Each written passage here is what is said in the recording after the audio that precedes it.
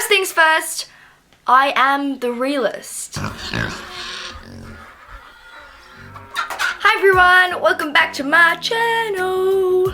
I have a new spinning chair, yay! So today I thought I would do a story time telling video because I posted a paranormal experience story about a month or two ago. Maybe, I don't know how long ago.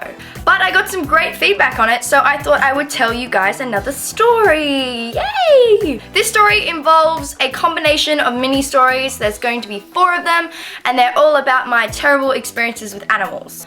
I myself am a huge animal lover, but I have had some bad experiences with them, and I thought I would share them with you guys today because they're pretty funny. So that's pretty much all I have to say for this little introduction. I hope you guys enjoy the stories, and let's get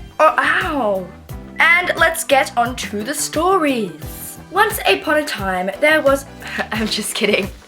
So I'm going to tell the stories in chronological order, and the first one happened when I was about 3 years old. I went to an animal park. My parents used to take me to animal parks all the time when I was a kid because obviously I've always been obsessed with animals. I have a sweaty upper brow. That is not attractive. What's that movie? There's a movie where it's like sweaty upper lip alert. It's like Sula. If anyone's seen that movie, leave it down in the comments below because I know it's from something and I just don't know what it is. So I went to this animal park, and basically where I was born in South Africa, this particular animal park had a giant enclosure, and there was like bunny rabbits walking around, and there was a massive tortoise. This is where the story begins. Basically I got head-butted by a tortoise, but I will explain how it all happened. You're probably thinking, how can one get head-butted by a tortoise because they're so slow, right? I would have thought that as well, but it is possible, trust me. So I'm a rather small individual. I've always been small and petite, and when I was 3, you can imagine how tiny I was. Actually, I think I was 2. 2 or 3. Anyway, doesn't matter what age I was. Just matters about the story.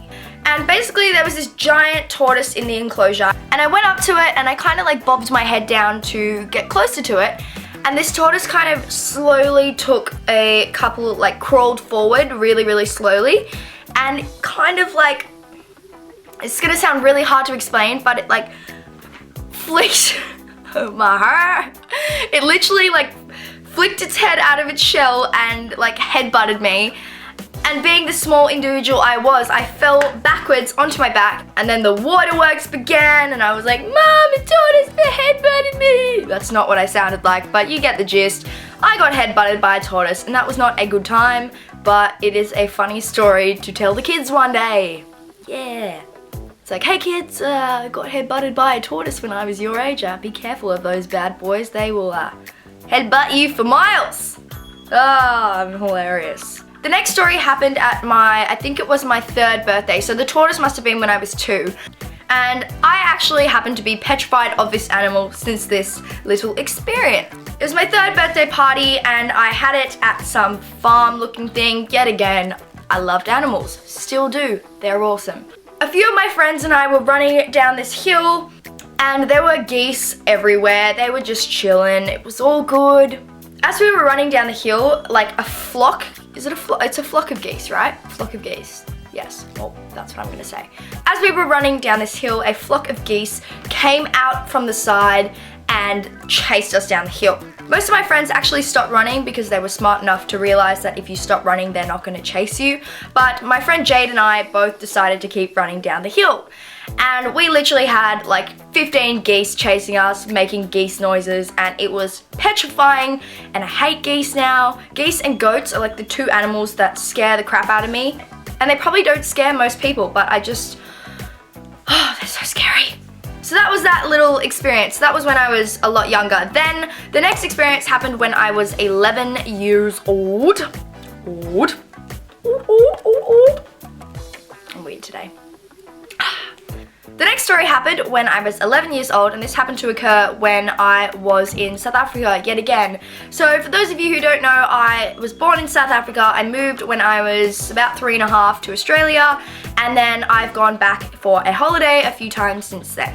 And a few of you have asked how old I am. I'm 19, I'm turning 20 on the 1st of February, so put that in your calendar and save that date, because we gon' party.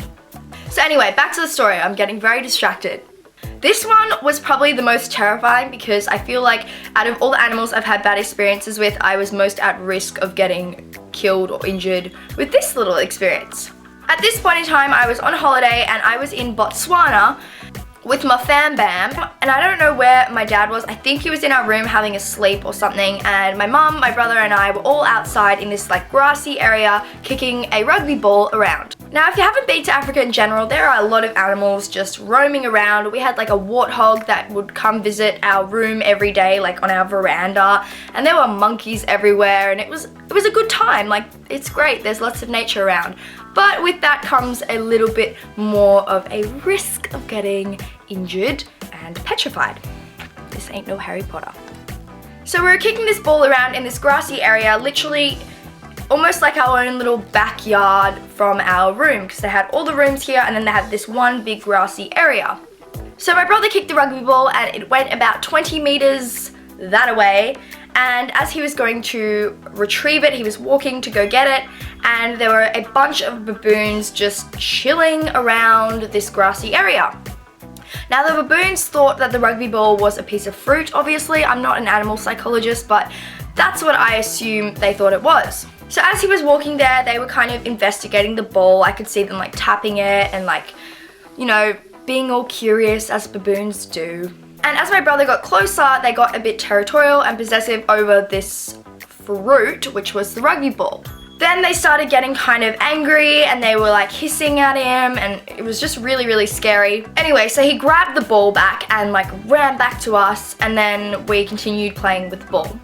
This kind of agitated the baboons, obviously, and they kind of all came closer and closer and closer to us.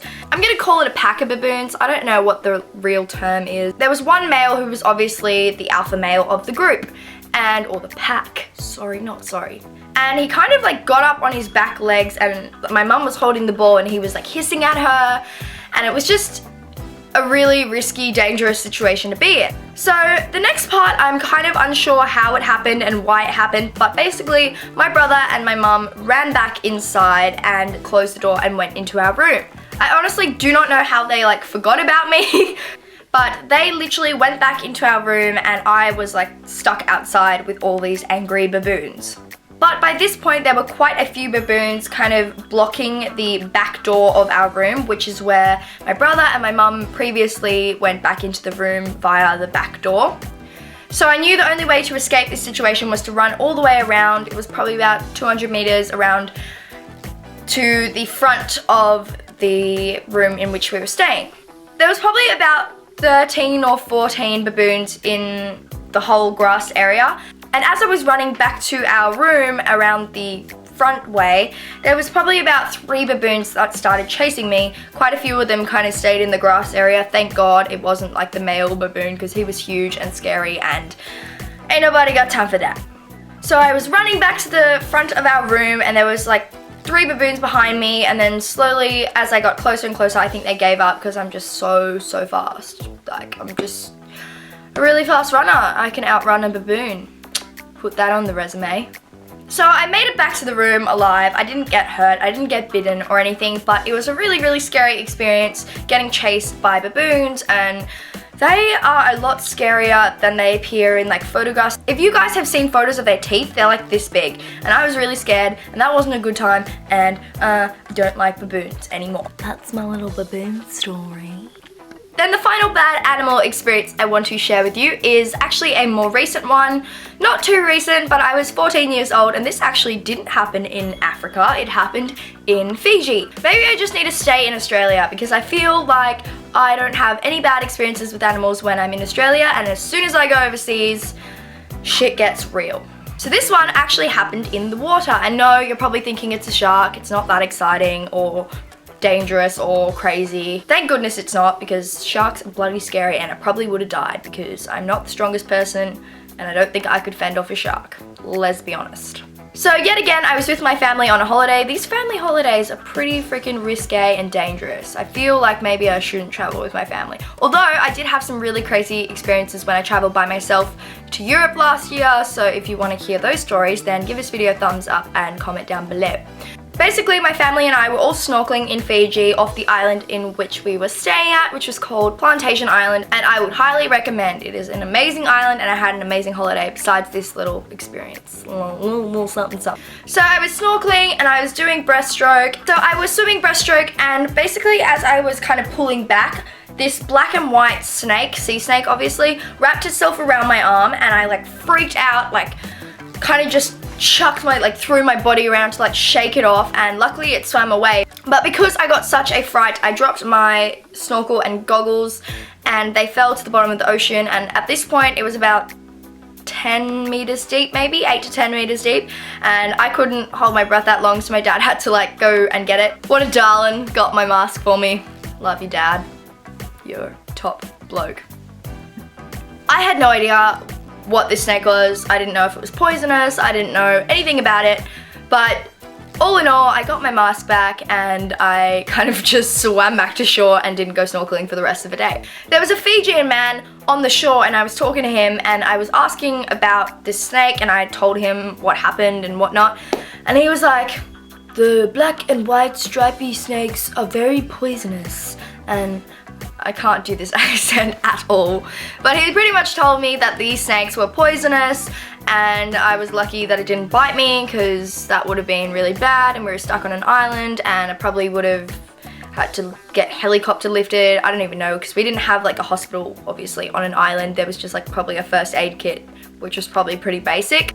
So that concludes this video, and those were my 4 bad experiences with animals. If you have had any bad experiences yourself, feel free to leave them down in the comments below. I'm sure you could probably top any of my stories. None of them were too crazy, but I thought I would share them with you anyway, and hopefully you guys sat through this whole video and like listening to my little rambling stories. I hope you guys enjoyed the video, and leave a comment down below letting me know what you guys want to see next, because I'm always up for new video suggestion ideas. Thank you so much for watching and subscribing and commenting and liking. I freaking appreciate every single one of you.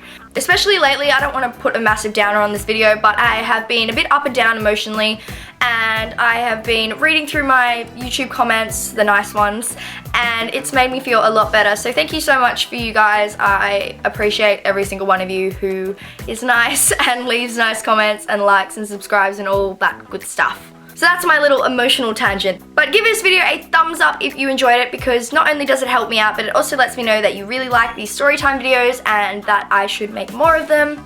Because I have some crazy stories to tell all of you people in the audience at home. And probably, I don't know. Hope you guys are having a wonderful day, and I will see you in my next one. Bye! Wax on, wax off.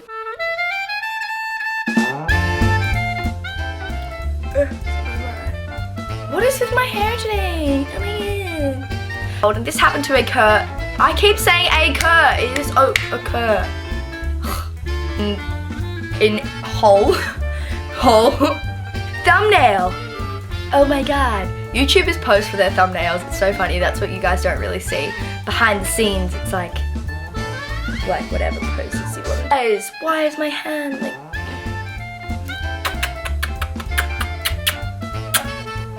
Wax on, wax off. Wax on, wax off.